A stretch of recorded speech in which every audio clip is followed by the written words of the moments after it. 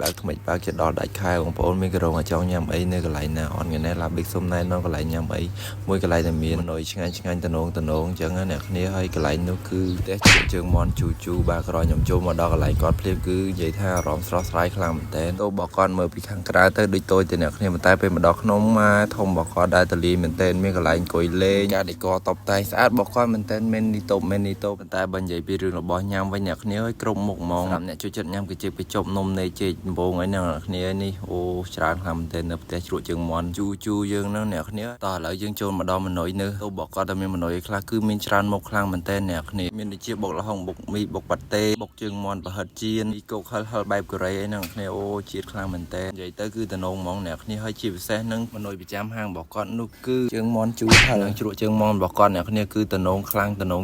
យកគួរចង់ញ៉ាំខ្លាំងមែនតើឃើញហើយស្រក់ទឹកមាត់ហ្មងនិយាយទៅខ្ញុំមិនចេះតែនិយាយទេអ្នកគ្នាអាចមកសាកបានខ្ញុំហ៊ានធានារសជាតិអនាម័យនៅហាងបកគាត់បាននិយាយទៅគឺអែមខ្លាំងមែនតើហើយអ្វីដែលសំខាន់នៅកន្លែងបកគាត់អ្នកគ្នាមាន delivery ទៀតសម្រាប់អ្នកស្រុកថ្មគោលរបស់យើងគឺអែមហ្មងហើយ delivery របស់គាត់នឹងគឺត្រឹមផ្សារថ្មគោលយើងនឹងអ្នកគ្នាបើអ្នកគ្នាចង់ញ៉ាំអាចដាក់កំងបានមានដឹកដល់កន្លែងហ្មងផ្ទាល់ហ្មងអ្នកគ្នា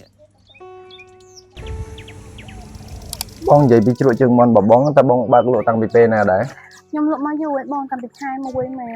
អូខែ1ក្នុងឆ្នាំហ្នឹងមែនឆ្នាំ2026នេះបងអូគឺថ្មីដែរអ្នកគ្នាហើយមនុយណាដែលថាបងលក់ដាច់ជាងគេប្រចាំហាងខ្ញុំបើកលក់ដំបងគ្រូដំបងគឺជើងមន់ជូហល់បងបាទគឺឆ្នាំប្រចាំខែហើយនឹងជើងមន់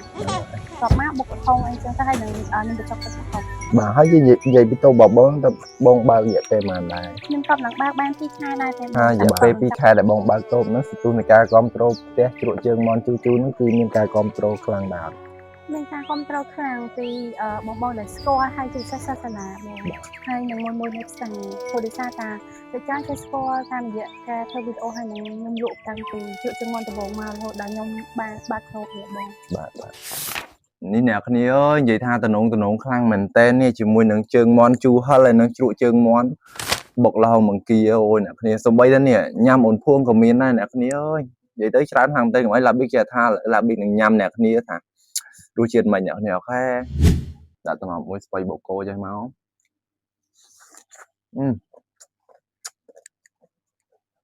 ខ្លាំងមែនតើ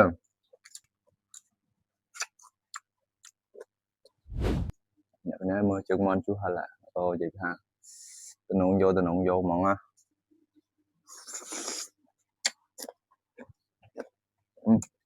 រសជាតិប្លែកហ្មងអ្នកគ្នាឥឡូវយើងមកសាកជាមួយនឹងជ្រក់ជើងមន់របស់គាត់ម្ដង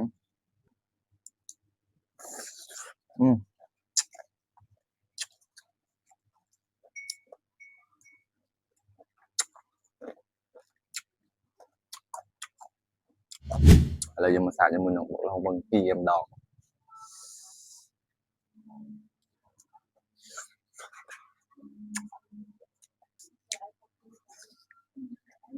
សក់មាត់ហើយមែនតើឥ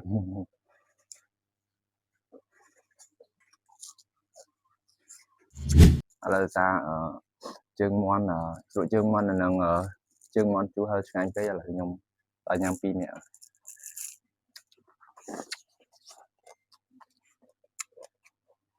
តែជ្រក់ជើងមន់គាត់10លើ10និយាយទៅអ្នកស្មោកកូនណាគេមិនល្បីមកជិះលោកមានតែច្រឡំទៀតអូយអ្នកនេះខលខ្លាំងមែនទែនឆ្ងាញ់ខ្លាំងមែនទែនអ្នកនេះហើយនិយាយទៅជាតិមកអ្នកនេះហើយត្រាំអ្នកនេះចង់កំងជក់ជើងមន់ហើយនឹងជើងមន់ជូរហើយជើងមន់ដុំអ្នកនេះអាចកំងបានពីអខោមេតាចៃជូខ្ញុំដាក់នៅលើត្រង់ហើយនៅខាងមុខក្រោមនេះនឹងទឹកផុសក៏គាត់មានបោះដុំដែរអ្នកនេះបើចង់ត្រូវការយកទៅលក់បន្តអ្នកនេះអាចនឹងឲ្យកំងគាត់បានតែមានតម្លៃថ្លៃទេហើយត្រាំអ្នកនេះមើលវីដេអូហ្នឹងមកទិញបុកល្ហុងក៏ថាបុកល្ហុងជ្រក់ជើងមន់អីទេអ្នកនេះគាត់នឹង discount ដល់អ្នកនេះអូខេសម្រាប់អ្នកនេះមើលវីដេអូហ្នឹងអ្នកពេលមកប្រាប់គាត់តែអ្នកមកតាមវីដេអូគាត់នឹងមាន discount ហើយសម្រាប់អ្នកគ្នាចង់មកទីតាំងផ្ទះជ្រក់ជើងមន់ជូអ្នកគ្នាអាចចេញពីវងមូលថ្មគោលមកត្រង់មកអ្នកគ្នាជិះទៅខាងទីមានជ័យវិញអ្នកគ្នាចង្ងាយ7 គីឡូហ្នឹងហើយដល់ជាឡៃថ្មគោលហើយយើងហួសទៅត្រង់ទៀតអ្នកគ្នាតមកទៀតអ្នកគ្នាឃើញផ្ទះសំណាក់នឹងស្ដាំដៃហ្នឹងបាទហួសផ្ទះសំណាក់នឹងប្រហែលជា50ម៉ែត្រអីហ្នឹងហើយអ្នកគ្នាឃើញផ្លូវបត់ទៅខាងស្ដាំដៃហ្នឹងគឺយើងបត់ចូលទៅតាមផ្លូវលំនឹងមកត្រង់មកអ្នកគ្នាចង្ងាយត្រឹមតែ200ទៅ300ម៉ែត្រទេអ្នកគ្នាហើយយើងនឹងឃើញតូបនៅខាងឆ្វេងដៃយើងជិះចូលទៅម៉ោងទៅបាទសម្រាប់តូបរបស់គាត់ហ្នឹងគឺបើកតាំងពីម៉ោង9ព្រឹករហូតដល់ម៉ោង8យប់ ស្រាប់គ្នាយើងណាតនេល្ងាចឡើងចង់ដាក់ឈៀលជាក់អញ្ចឹងអាចមកពេលយប់បានអញ្ចឹងអ្នកគ្នាហើយបើសិនអ្នកគ្នាអត់គ្នាក៏អ្នកលក់មានទទួលញ៉ាំមកឈៀលជាក់ជាមួយអ្នកគ្នាដែរនិយាយលេងតែអ្នកគ្នាអូខេហើយវីដេអូខ្ញុំក៏មានតែប៉ុណ្ណាអរគុណសម្រាប់ការទស្សនាជួយខ្ញុំទៅឡានវីដេអូក្រោយទៀតបាយបាយអ្នកគ្នាចប់